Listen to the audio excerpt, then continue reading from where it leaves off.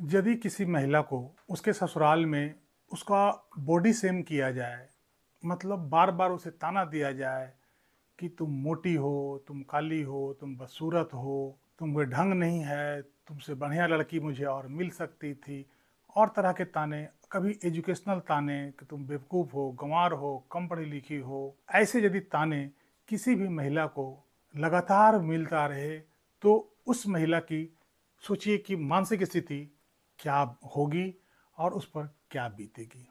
आप कल्पना कीजिए कि यदि आपकी बच्ची भी कल को ससुराल जाती है और इसी ढंग की प्रताड़ना ससुराल वाले लोग सब करते होंगे, तो आपकी बच्ची के मानसिक स्थिति के ऊपर क्या बीतेगा। आजकल समाज में ये हर जगह देखा जा रहा है, बहुतों जगह आपको ये शिकायत मिल जाएगी कि घर में बहू को किसी न किसी प्रकार के उलाहने, किसी न किसी प्रकार के ताने उसको सहना पड़ता है। ये हमारी समाज की आज की बहुत बड़ी कुरीति है और ये हर समाज में लगभग देखा जाता है। अब प्रश्न ये है कि ये यदि कभी कभार मजाक में किया जाए तब तो चलता है, लेकिन अक्सर यदि इस बातों को रिपीट किया जाए, बार बार उसे ये ताना दिया जाए, तो उस महिला या उस लड़की की मानसिक स्थिति वो डिप्रेशन में चली जाती है, उसकी मानसिक स्थिति बेहद खराब हो जाती है। अब प्रश्न ये उठता है कि आखिर ये सब करना ये क्रुएल्टी के अंतर्गत आता है कि नहीं, ये सब करना ये क्रूरता का भाग है या नहीं है। तो आज का चर्चा का विषय जो है यही है और इसी से संबंधित हम एक केस का भी चर्चा करेंगे और इसका हम विस्तृत जानकारी आपको आपके साथ शेयर करेंगे। नमस्कार, इस अंक में आप सभी का बहुत बहुत स्वागत है। कैसे हैं आप लोग? उम्मीद करता हूं कि आप लोग बहुत अच्छे होंगे। आज जिस घटना की मैं चर्चा करने जा रहा हूं वो केरल की एक घटना है और इस पे जो जजमेंट आया है वो केरला हाईकोर्ट का जजमेंट है। वहां एक महिला कोर्ट में जाकर अपने पति, अपने ससुर और अपनी भाभी के खिलाफ 498 ए आईपीसी के तहत क्रूरता का मुकदमा दर्ज कराती है। महिला यही बात वहां कहती है कि मुझे उस घर में बॉडी शेम किया जाता है जिसमें भाभी, पति और मुख्य रूप से ससुर शामिल हैं और हमें कभी प्रताड़ना दिया जाता है शिक्षा के लिए, कभी प्रताड़ना दिया जाता है हमारे बॉडी स्ट्रक्चर के लिए, कभी कुछ हम मानसिक रूप से परेशान हो चुके हैं। मुकदमा दर्ज हो जाता है, केस चलने लगता है। इसी बीच लड़की की भाभी जो है इस आदेश के खिलाफ केरला हाई कोर्ट में अपील लगाती है, वहां एप्लीकेशन लगाती है।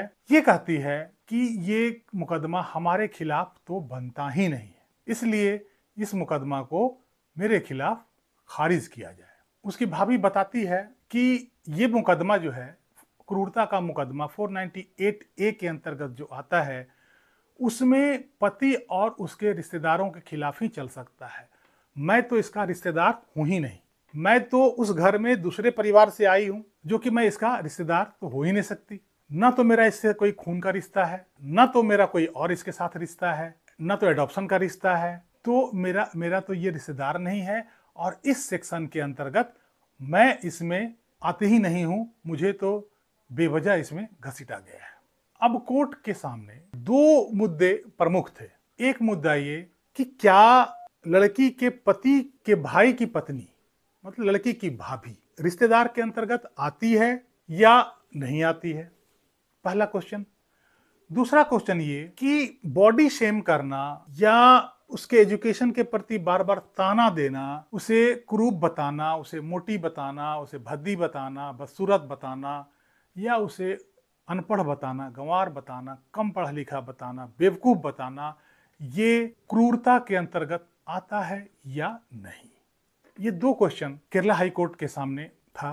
पहला क्वेश्चन को डील करते हुए केरला हाई कोर्ट ने कहा कि रिश्तेदार का मतलब ये नहीं है कि वो खून, शादी और एडॉप्शन से ही रिलेटेड हो। उसके पति के साथ उस घर में रह रहे जितने भी लोग हैं जो आपस में एक दूसरे से संबंधित हैं, रिश्तेदारी के अंतर्गत सभी लोग आ जाते हैं।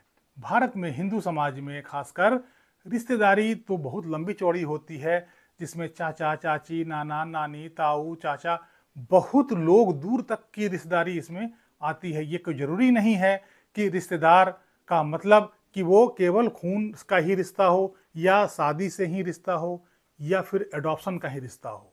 इसमें खून का रिश्ता, माँ, पिताजी, भाई, बहन, ये सारे खून के रिश्ते हो जाते हैं। लेकिन इसके अलावा जो रिश्ते हैं दूर के, जो नंदोई भी हैं, जिसमें भाभी भी हैं, और भी जो रिश्तेदार हैं जो रह रहे हैं साथ में एक परिवार के अंतर्गत, ये सारे रिश्तेदार में काउंट होंगे, ना कि केवल वही रिश्तेदारी होंगे कि जो उनके पति के साथ खून, जिनसे उनका खून का ही रिश्ता हो। तो रिश्तेदारी के अंतर्गत, रिश्तेदारी बड़ा ब्रॉड शब्द है, एक छोटा बड़ा संकुचित शब्द नहीं है। रिश्तेदारी में वो लोग भी आ जाते हैं जो किसी न किसी रूप से उसके पति के साथ संबंध में बंधे हुए हैं।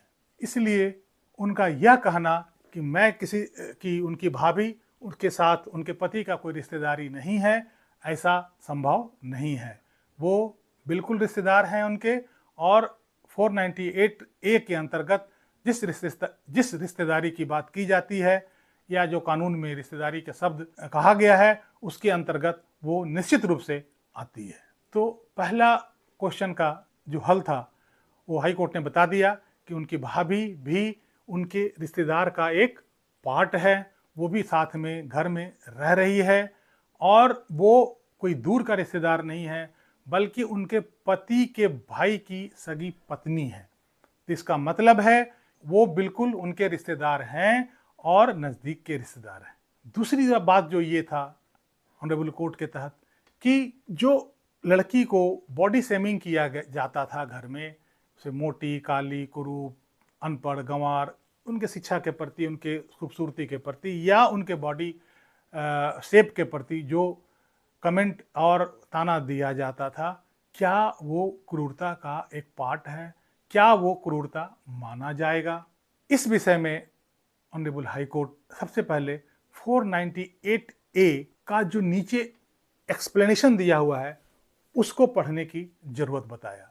यदि हम उसको पढ़ते हैं तो वो 498A का एक्सप्लेनेशन ये कहता है, अगर पति और उसके परिवार का कोई भी आदमी उस महिला के साथ ऐसी हरकत करता है जिससे उस महिला का फिजिकल या मेंटल इंजुरी हो सकता है, फिजिकल या मेंटल इंजुरी हो सकता है, जिससे उसका फिजिकल या मेंटल हैरासमेंट हो, तो ऐसे कृत्य को क्रुएल्टी माना जाएगा। अब जो 498 का जो एक्सप्लेनेशन है ये अपने आप में बड़ा क्लियर है। कुछ भी ऐसा कार्य, कुछ भी ऐसे शब्द जो उस महिला के पति या उसके परिवार द्वारा या उसके रिश्तेदार द्वारा किया गया हो, ऐसा कार्य जिससे महिला का या तो फिजिकल इंजरी होता हो या मार पिटाई या धक्का देना, कुछ भी करना, फिजिकल इंजरी होना चाहिए, सब बॉडीली इंजरी, जिसको बॉडीली इंजरी कहते हैं, हाथ टूट गया, पैर टूट गया, छिल गया, कट गया, इन सारी चीज़ों को। या मेंटल इंजरी, मेंटल इंजरी मतलब मानसिक रूप से प्रताड़ना हो रहा हो, कि फिजिकल इंजरी नहीं है, कहीं चोट दिख नहीं रहा है, लेकिन मानसिक रूप से वो डिप्रेशन में जा रही है, मानसिक रूप से वो डिप्रेस हो रही है, बिल्कुल मानसिक आंतरिक चोट लग रहा हो, वैसा कार्य भी क्रुएल्टी के अंतर्गत आता है। अब देखिए उस महिला को क्या हो रहा था, उस महिला को लोग बॉडी शेमिंग कर रहा था। अब एक इंसान को बार बार यदि उसे कुरूप, उसे भद्दी, उसे बदसूरत, उसे मोटी कहा जाए तो कहीं ना कहीं उसके मानसिक स्थिति पे गहरा प्रभाव पड़ता है। कहीं ना कहीं वो महिला डिप्रेशन में जा सकती है या मानसिक रूप से वो परेशान रहती है। उसी ढंग से उसे कभी एजुकेशनल ताना दिया जाता है, कम पढ़ी लिखी हो, बेवकूफ़ हो। उनकी भाभी अक्सर उसे कहती थी कि तुम्हारे जैसे से मैंने कितने को छोड़ दिया, तुमसे बढ़िया लड़की मिल रही थी, मैंने उससे नहीं किया। ऐसी ऐसी बातें उस महिला के दिमाग पर काफी गहरा प्रभाव डाल रहा था, और ये बातें जब मानसिक रूप से जो घाव देता है उसको भी क्रूरता कहा जाता है। तो यहाँ पे ये स्पष्ट हो गया कि कोई भी शब्द या कोई भी बात बार बार रिपीट करना किसी महिला के प्रति जो उसके मानसिक स्थिति को प्रभावित करता हो निगेटिव रूप से, उसे मानसिक प्रताड़ना लगता हो या उसे मानसिक प्रताड़ना पहुंचाता हो, ऐसी बातें, सारी बातें क्रूरता के अंतर्गत आता है, चाहे वो उसके खुद के प्रति हो, उसके खुद के बॉडी या उसके खूबसूरती या उसके एजुकेशन के प्रति या उसके अपने घर वालों और उनके अपने रिश्तेदारों के प्रति भी कुछ गलत सलत आप उनके बयान करते हैं जिससे उसकी मानसिक स्थिति पर निगेटिव प्रभाव पड़ता हो, ऐसी बातें भी क्रूरता के अंतर्गत आता है। तो ऑनरेबल हाई कोर्ट ने बिल्कुल क्लियर कर दिया कि एक तो आप उनके रिश्तेदार हैं इसलिए कि आप उनके पति के भाई की पत्नी हैं, एक ही परिवार में रह रहे हैं और ये आपका खून का रिश्ता भले ना हो लेकिन आप उनके साथ रिश्तेदारी में हैं। ये रिश्तेदारी एक ब्रॉड शब्द है और उसके अंतर्गत आप बिल्कुल उसमें आते हैं। तो पहला तो क्लियर हो गया था। दूसरी बात ये था कि वेदर जो आप लोग उनको ताना देते थे, जो आप लोग उनके बॉडी शेमिंग के लिए जो वर्ड यूज करते थे, जो उनके एजुकेशन के लिए आपने उन्हें ताना दिया है, वो ताना भी क्रुएल्टी के अंतर्गत आता है। इसलिए आपका जो अर्जी है वो खारिज किया जाता है। आपके जो अगेंस्ट जो मुकदमा चल रहा है वो बिल्कुल सही चल रहा है। तो इस प्रकार ऑनरेबल हाई कोर्ट ने उनके जो अर्जी थी, उनके जो एप्लीकेशन था उसको खारिज कर दिया और उनके खिलाफ मुकदमा को जारी रखने का आदेश दिया। केस का टाइटल था निमिंजा वर्सेस स्टेट ऑफ केरला। तो कैसी लगी ये जानकारी कमेंट में लिख के बताइएगा। वीडियो को लाइक कीजिएगा, चैनल को सब्सक्राइब कर लीजिएगा और मिलते हैं कुछ अलग जानकारी, कुछ नई जानकारी के साथ अगले अंक में। तब तक के लिए जय हिंद, जय भारत।